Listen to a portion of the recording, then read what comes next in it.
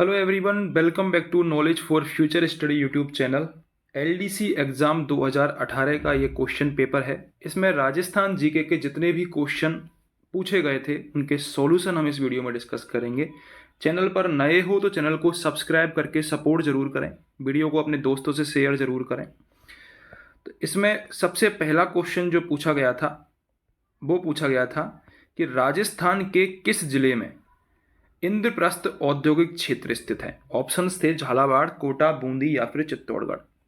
तो राजस्थान के कोटा जिले में इंद्रप्रस्थ औद्योगिक क्षेत्र स्थित है। बी ऑप्शन यहां पर करेक्ट हो जाएगा। कोटा में इंद्रप्रस्थ नगर है, ठीक है, जो कि औद्योगिक एरिया है। कोटा की बात करें तो राजस्थान का कानपुर कोटा को कहा जाता है। क्यों कहा जाता है? क्योंकि इसी के किनारे पर, चंबल नदी के किनारे पर यह बना हुआ है कोटा शहर, ठीक है। शिक्षा की नगरी कोटा को कहा जाता है, यह भी आपको याद रख के चलना है। हमारे वर्तमान में जो लोकसभा के अध्यक्ष हैं कौन है? ओम बिड़ला, वो कोटा के ही सांसद हैं, ठीक है, ये आपको याद रख के चलना है। अगले क्वेश्चन पर चलते हैं। राजस्थान देश में खाली जगह का एकमात्र उत्पादक है।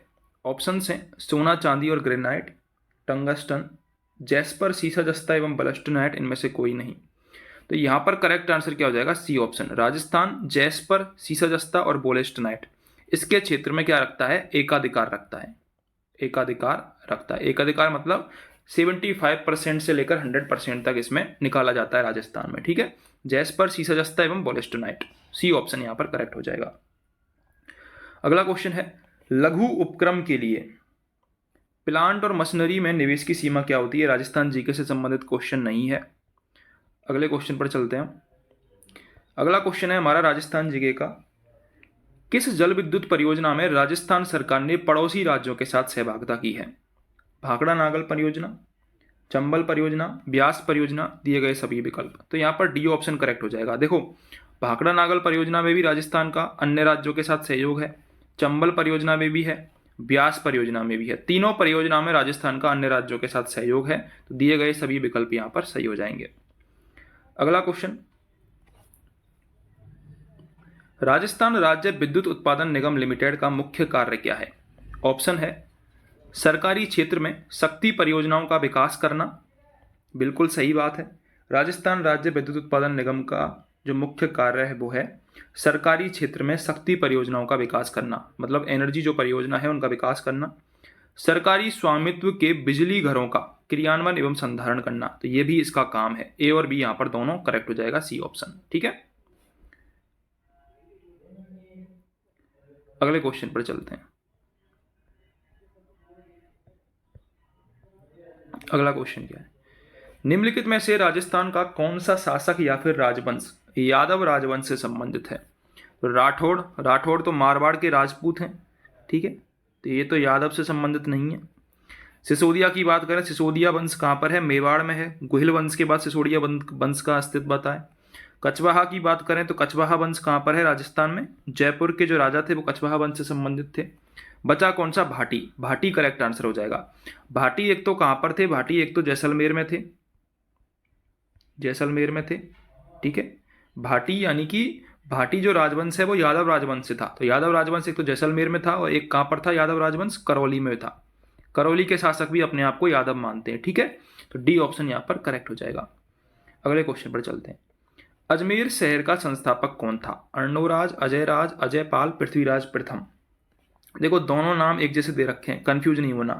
तो करेक्ट आंसर यहां पर हो जाएगा अजयराज। जो अजयराज है वो अजमेर शहर का संस्थापक था। अगर हम बात करें आना सागर झील किसने बनवाई, तो आना सागर झील किसने बनवाई थी? आना सागर झील तो अर्णोराज ने बनवाई थी। और अजमेर शहर का संस्थापक कौन था? अजयराज था। दोनों ही आपको याद रख के चलने हैं, पूछे जाते हैं। अगले क्वेश्चन पर चलते हैं। कर्नल जेम्स टॉड ने निम्न में से किस युद्ध को मेवाड़ के इतिहास का मैराथन कहा है? मेवाड़ के इतिहास का मैराथन किसने कहा है? ठीक है, हल्दी घाटी के युद्ध को कहा है, कुंभलगढ़ के को कहा है, दिवेर को कहा है या फिर गोगुंदा। तो यहाँ पर करेक्ट आंसर हो जाएगा दिवेर के युद्ध को मेवाड़ के इतिहास का मैराथन कहा है। कर्नल जेम्स टॉड ने ही हल्दी घाटी के युद्ध को मेवाड़ की थर्मोपल्ली कहा है। मेवाड़ की थर्मोपल्ली कहा है, ठीक है, ये आपको याद रखना है। इसके अलावा अगर बात करें गोगुंदा का युद्ध, हल्दी घाटी के युद्ध को किसने कहा है? तो वो कहा है बदायूनी ने। बंदा यूनी ने गोगुंदा का युद्ध कहा है हल्दी घाटी के युद्ध को।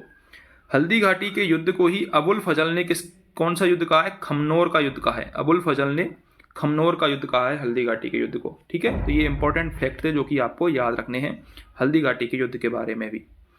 अगले क्वेश्चन पर चलते हैं। किस समाचार पत्र के माध्यम से विजय सिंह पथिक ने बिजोलिया किसान आंदोलन को भारत में चर्चित बनाया? तो यहाँ पर करेक्ट आंसर क्या हो जाएगा? प्रताप समाचार पत्र के माध्यम से। कहाँ से निकलता था प्रताप समाचार पत्र? ये निकलता था कानपुर से। कौन था प्रकाशक? गणेश शंकर विद्यार्थी। गणेश शंकर विद्यार्थी। ठीक है, प्रताप समाचार पत्र के माध्यम से बिजोलिया किसान आंदोलन को विजय सिंह पथिक ने चर्चित बनाया। विजय सिंह पथिक कब शामिल हुए थे? 1917 में शामिल हुए थे बिजोलिया किसान आंदोलन में। ठीक है, 3 चरणों में ये होता है बिजोलिया किसान आंदोलन। लगभग 44 वर्षों तक चलता है। 1897 में से लेकर 1941 तक ये चलता है। प्रथम अहिंसक आंदोलन था। इसमें 2 कर प्रसिद्ध हैं। एक तो चबरी कर प्रसिद्ध है, चबरी कर, और एक तलवार बंधाई कर प्रसिद्ध है। तलवार बंधाई कर। तलवार बंधाई कर लगाया था पृथ्वी सिंह ने। पृथ्वी सिंह ने, ठीक है, और कृष्ण सिंह ने लगाया था चबरी कर। चबरी कर लड़कियों की शादी पर लगाया जाता था। अगला क्वेश्चन है, भारत छोड़ो आंदोलन के संचालन हेतु आजाद मोर्चा का गठन कहां पर हुआ था? तो आजाद मोर्चा का गठन कहां पर हुआ था? जयपुर में हुआ था आजाद मोर्चा का गठन। ठीक है, ये आपको याद रखना है। अगले क्वेश्चन पर चलते हैं। राजस्थान की रियासतों के एकीकरण के समय जोधपुर राज्य का महाराजा कौन था? तो जोधपुर राज्य का महाराजा था उस टाइम हनुवंत सिंह। कौन था? हनुवंत सिंह जोधपुर राज्य का महाराजा था। इसने राजस्थान के साथ ना मिलकर पाकिस्तान के साथ मिलने का सोचा था। ठीक है, किस किसने? एक तो इन्होंने सोचा था, जोधपुर राज्य ने, भोपाल ने सोचा था, टोंक ने सोचा था ऐसा ही कि ये राजस्थान के साथ नहीं मिलेंगे, भारत के साथ नहीं मिलेंगे, पाकिस्तान के साथ मिलेंगे। इन्होंने जिन्ना से भी मुलाकात कर ली थी, लेकिन सरदार पटेल की सूझबूझ के कारण वो दबाव में आना पड़ा और भारत के साथ इन्होंने जुड़ना स्वीकार किया था। अगर आपसे पूछे 1857 की क्रांति के टाइम पर जोधपुर का राजा कौन था, तो उसका आंसर हो जाएगा तख्त सिंह। क्या हो जाएगा? तख्त सिंह। 1857 की क्रांति के समय जोधपुर का राजा तख्त सिंह था।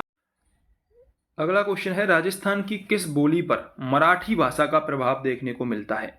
तो मराठी भाषा का प्रभाव देखने को मिलता है मालवी बोली पर। हमारी जो मालवी बोली है वो प्रतापगढ़, झालावाड़, जो दक्षिणी पूर्वी जो एरिया है मालव क्षेत्र में, वहां पर बोली जाती है। ठीक है, और उस पर मराठी भाषा का प्रभाव देखने को मिलता है। डी ऑप्शन यहाँ पर करेक्ट हो जाएगा।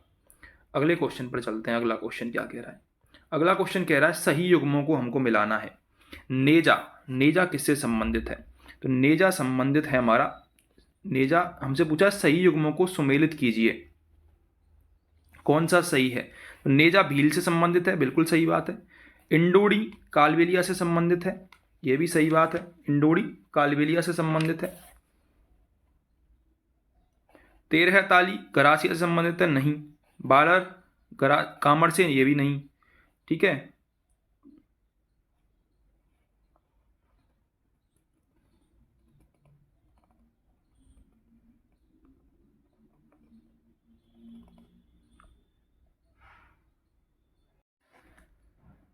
अगला क्वेश्चन है, राजस्थान की किस बोली पर मराठी भाषा का प्रभाव देखने को मिलता है? तो मराठी भाषा का प्रभाव मालव क्षेत्र यानी कि मालवी भाषा पर देखने को मिलता है। जो मालवी बोली है वो प्रतापगढ़, झालावाड़ का जो एरिया है हमारा दक्षिणी पूर्वी राजस्थान, उसमें बोली जाती है। ठीक है, तो मालवी बोली पर मराठी भाषा का प्रभाव देखने को मिलता है।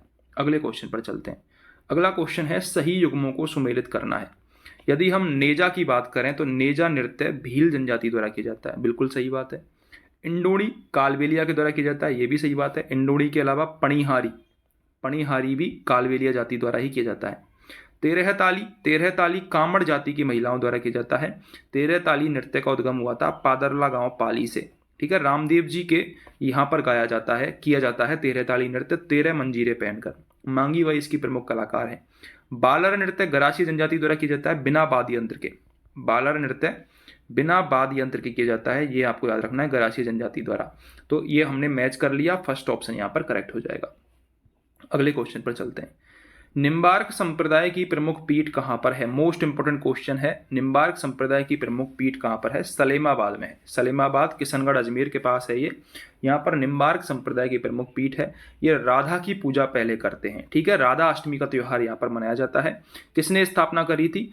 परशुराम देवाचार्य ने स्थापना करी थी? परशुराम देवाचार्य ने स्थापना करी थी। परशुराम देवाचार्य ने स्थापना करी थी। इंपॉर्टेंट क्वेश्चन बन जाता है यहाँ से, ठीक है। अगले क्वेश्चन पर चलते हैं। झेला, झमेला, पीपल, पत्रा, अंगोटिया किस अंग के आभूषण है? इंपॉर्टेंट क्वेश्चन है ये भी। झेला, झमेला, पीपल, पत्रा, अंगोटिया ये कान के आभूषण है। अंगोटिया इंपॉर्टेंट है, पूछा जाता है। अगर हम गले की बात करें तो गले पर आपको याद रखना है तिमणिया गले का आभूषण है, तिमणिया, ठीक है। अगले क्वेश्चन पर चलते हैं। अगला क्वेश्चन है जयपुर का परंपरागत शिल्प इनमें से कौन सा है? जयपुर के यदि हम परंपरागत शिल्प की बात करें तो ब्लू पॉटरी जयपुर का परंपरागत शिल्प है। कृपाल सिंह शेखावत, इनको पद्मश्री मिल चुका है ब्लू पॉटरी के लिए। थेवा कला की बात करें तो थेवा कला प्रतापगढ़ का फेमस है, प्रतापगढ़ की थेवा कला फेमस है। सोनी परमार। राजस्थान में भामाशाह योजना कब लागू की गई थी? राजस्थान में भामाशाह योजना कब लागू की गई थी? तो ये भी राजस्थान जीके का क्वेश्चन नहीं है। अगले क्वेश्चन पर चलते हैं। निम्नलिखित में से कौन सा कार्यक्रम कौशल प्रशिक्षण कार्यक्रम को रोजगार के साथ जोड़ने के उद्देश्य से वर्ष 2012 में प्रारंभ किया गया था? तो वर्ष 2012 में employment linked skill training programme लागू किया गया था, कौशल प्रशिक्षण कार्यक्रम को रोजगार के साथ जोड़ने के उद्देश्य से। अगले क्वेश्चन पर चलते हैं।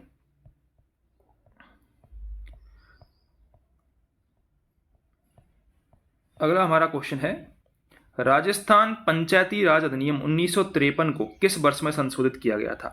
तो राजस्थान पंचायती राज अधिनियम 1953 को 1994 में संशोधित किया गया था। इंपॉर्टेंट क्वेश्चन है ये, 1994 में संशोधित किया गया था।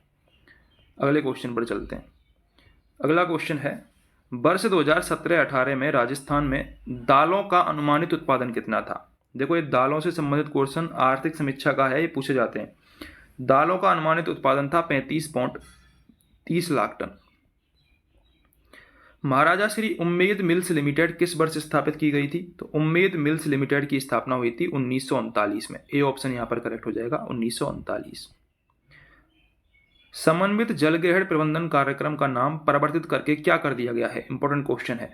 समन्वित जलग्रहण प्रबंधन कार्यक्रम का जो नाम है वो बदल करके प्रधानमंत्री कृषि सिंचाई योजना कर दिया गया है। फर्स्ट ऑप्शन यहां पर करेक्ट हो जाएगा, फर्स्ट ऑप्शन यहां पर करेक्ट हो जाएगा। ये आपको याद रख के चलना है, ठीक है। अगले क्वेश्चन पर चलते हैं।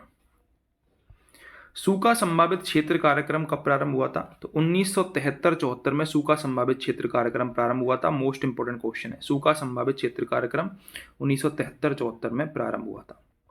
अगले क्वेश्चन पर चलते हैं। मरुस्थल विकास कार्यक्रम में केंद्र एवं राज्यों के बीच वित्तीय अंश का अनुपात क्या है? मरुस्थल विकास कार्यक्रम में वित्तीय अनुपात है 75:25 का। केंद्र सरकार 75% और 25% राज्य सरकार, ठीक है। ए ऑप्शन यहां पर करेक्ट हो जाएगा। अगले क्वेश्चन पर चलते हैं। अगला क्वेश्चन है हमारा राजस्थान जीके का ही क्वेश्चन होना चाहिए।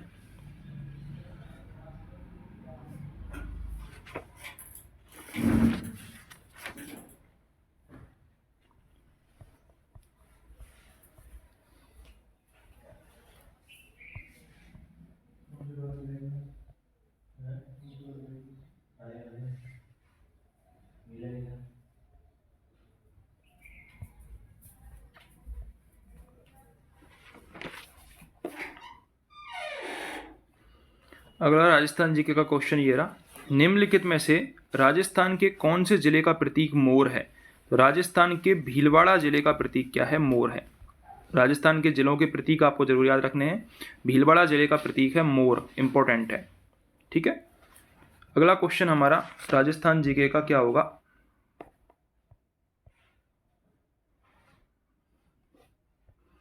राजस्थान जीके का ये रहा, मुकुंदरा हिल्स नेशनल पार्क को राजस्थान सरकार ने तीसरा राष्ट्रीय उद्यान कब घोषित किया था? बहुत अच्छा क्वेश्चन है।